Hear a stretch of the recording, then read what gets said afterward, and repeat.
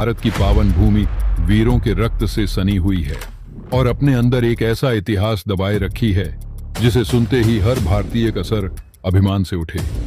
इसी पावन भूमि पर छत्रपति शिवाजी महाराज के बाद एक ऐसे राजा ने राज्य किया जिसके बलिदान के बारे में सोचते ही आज हर भारतीय के रोंगटे खड़े हो जाते हैं। धर्मवीर छत्रपति संभाजी महाराज, एक ऐसे राजा जिन्होंने अपने जीवन काल में जितनी भी लड़ाइयां लड़ी उनमें से एक भी नहीं हारी। आज की कहानी भी एक ऐसी ही युद्ध की है जो औरंगजेब ने स्वराज्य के विरुद्ध शुरू किया था।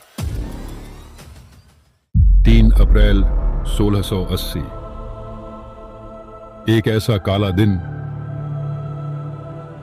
जिस दिन पूरे भारतवर्ष ने अपना राजा खो दिया। कहानी तब की है जब महाराज के बाद स्वराज्य अकेला पड़ गया था।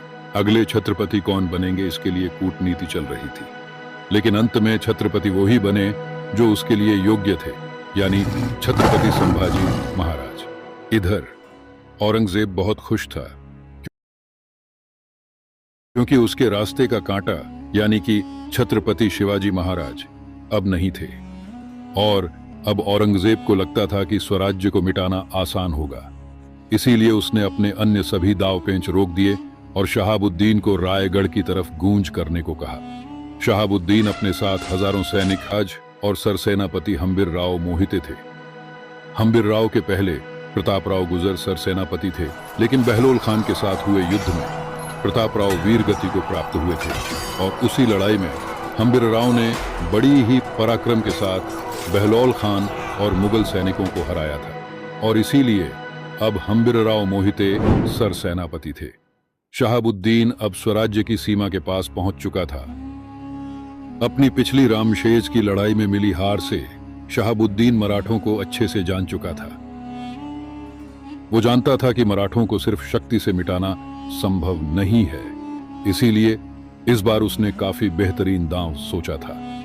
उसने स्वराज्य की सीमा पे तैनात कुछ सैनिकों को वतन का लालच देकर अपनी तरफ कर लिया और महाराज से गद्दारी करने के लिए मजबूर किया और इस तरह से बिना किसी को मालूम हुए वो और उसकी सेना स्वराज्य के भीतर घुस गई और जल्द ही कुछ दिनों बाद शहाबुद्दीन कोंकण से होते हुए रायगढ़ के समीप पहुंचा। शहाबुद्दीन को यह पता नहीं था कि रायगढ़ में छत्रपति संभाजी महाराज के साथ हम्बिर राव मोहिते भी मौजूद है और इसी गलत फहमी का फायदा उठाकर उसने अपनी सैनिकों की एक टुकड़ी को एक गांव पर हमला करने भेजा और स्वराज्य में शुरू हुआ मौत का तांडव। मुगल सैनिक मासूम लोगों पर अत्याचार करने लगे, उन्हें मौत के घाट उतारने लगे। उन्होंने लोगों को लूटा, मंदिरों को तहस नहस किया, गांव की महिलाओं की इज्जत तक लूटी, गांव को जलाया और एक ऐसा खौफ का मंजर बना दिया जिससे स्वराज्य के लोगों का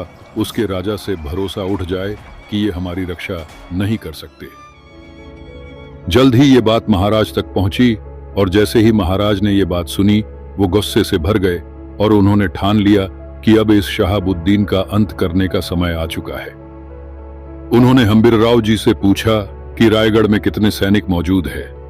हम्बिर राव जी ने कहा कि लगभग 15,000 सैनिक हैं और बाकी के सैनिक स्वराज्य की सीमा की रक्षा में और रसद भेजने और मुगलों की लूट को राजधानी तक पहुंचने में व्यस्त है।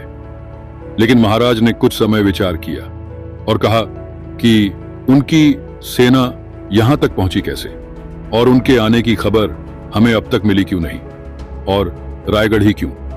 तब हम्बिर राव जी ने कहा कि राजे, उन्हें लगता है कि आप अकेले राजधानी पर हो और अगर राजधानी को कब्जे में किया जाए तो पूरे स्वराज्य को जितना आसान होगा। तभी महाराज ने कहा कि इससे पहले वो किसी और गांव पर हमला करे और मासूमों की जान ले, हमें इस नाग कफन को चलना होगा। हम्बिर मामा, आप हमारी फौज को तुरंत वापस बुलवाइए।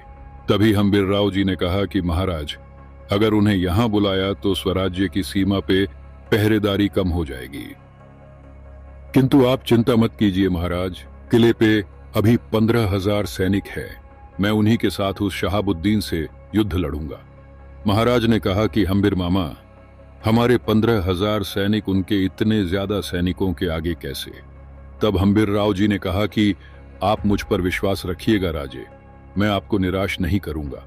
हम कुछ ऐसी रणनीति बनाएंगे कि वो शहाबुद्दीन टिक नहीं पाएगा। महाराज ने कहा कि अगर आप पर नहीं तो और किस पर विश्वास रखूंगा मामा। हमें तो अपने लोगों ने ही कैद कर दिया था। ठीक है मामा, आप अपनी रणनीति बनाइए और उस शहाबुद्दीन को दिखा दीजिए कि स्वराज्य की तरफ आंखें उठाने वाले की आंखें निकाल दी जाएगी। तब तक मैं स्वराज्य की सीमा को और मजबूत कैसे बनाया जाए ये देखता हूं। महाराज के साथ हुई बातचीत के बाद हम्बीर राव जी ने कई मराठा सरदारों को अपने साथ ले लिया, जिसमें रूपाजी भोसले भी शामिल थे। सैनिकों के साथ मिलकर हम्बीर राव ने शहाबुद्दीन के विरुद्ध रणनीति बनाई। सैनिकों की 2 टुकड़ियां बनाई गई। एक टुकड़ी का नेतृत्व हम्बीर राव तो दूसरी टुकड़ी का नेतृत्व रूपाजी कर रहे थे। हम्बीर राव जी ने रूपाजी से कहा कि रूपाजी, इस शहाबुद्दीन के हमला करने का तरीका काफी अलग है। वो अकेला एक टुकड़ी के साथ अपने खेमे में रुकता है और अपने कुछ सैनिकों को गांव पर हमला करने भेजता है। लेकिन अब हम उन्हीं के पैंतरे उन्हीं पे अपनाएंगे। जब गांव पर हमला होगा तब रूपाजी, आप अपनी टुकड़ी के साथ उन पर बाहर से हमला करना।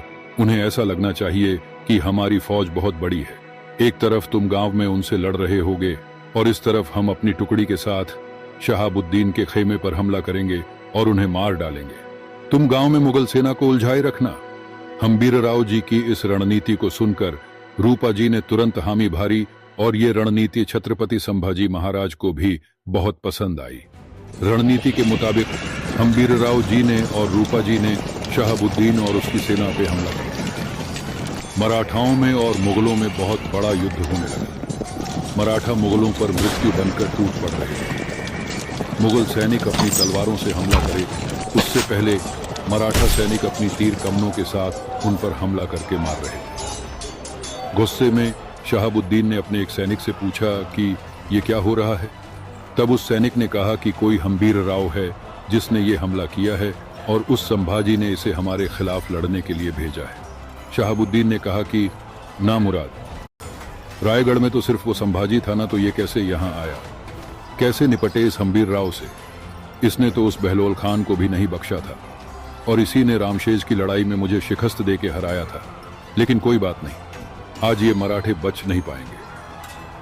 तभी हम्बीर राव जी ने शहाबुद्दीन पर हमला किया और उससे लड़ने लगे। इधर जंग में मराठा सैनिक मुगलों पे भारी पड़ रहे थे।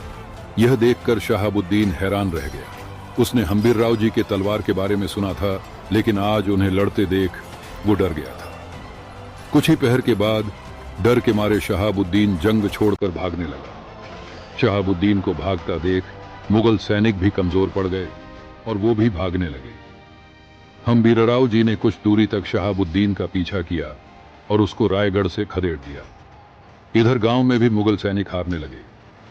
हम्बीर राव जी ने रूपाजी को एक सैनिक के साथ संदेश भेजा कि हम जीत चुके हैं, हमला रोक दो। शहाबुद्दीन भाग गया। यह सुनते ही गांव में जो मुगल सैनिक थे वो भी भाग गए। सभी मराठा सैनिक हर हर महादेव के नारे लगाने लगे।